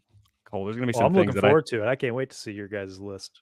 dude, I It's can't gonna wait for be the fun. Kenobi episode, man. I'm stoked. Oh yeah. Yeah, for sure. Well, thank all you guys for coming on. It was a blast. Appreciate Tony, your time. You got something you got to talk about. The gaming channel. Yeah, dude. Oh, Plug it. yeah. Hey, Well, there you I go. already dropped the link in the chat stealth like, so hopefully people clicked it. But Sneaky. I do have a gaming channel. I woke up the other morning and I just said, hey, I want to make a gaming channel. So I made one. Shout out to Will for making the graphic Dude, Sith Eyes Link That with looks the cool, red man. Hyrule sword, the Master Sword, Love it. red blade. So Awesome. so anything Star Wars related will be over here. So I've been playing GTA, Super Mario RPG drops tomorrow night. So I'm going live tomorrow night at midnight to play the remaster version, and I'm super hyped. So yeah, come check it out. I just dropped the link in the chat, but Hyrule Sith, baby. Awesome. I still can't believe that you just on a whim like this looks like it had been planned for months, and you were like, all right, it's time to do it. No, I made it, and I made like a cheap little icon, and then all of a sudden, Will just says, "Here you go," and gave me everything out of nowhere like magic. And it Shout just out was, to it was perfect. Font for having the link. Hyrule font. The link. The font has link everything. font. Yeah. Yeah. I went through that and I was like, oh, this looks pretty cool. And then I wanted to see if I could do a link like that, and it happened. Yes. Cool. So go check that out. But yeah, guys, that's pretty much it for this episode of Dark Side Secrets. We'll see you guys next week. Hey, thanks Bye, so guys. much.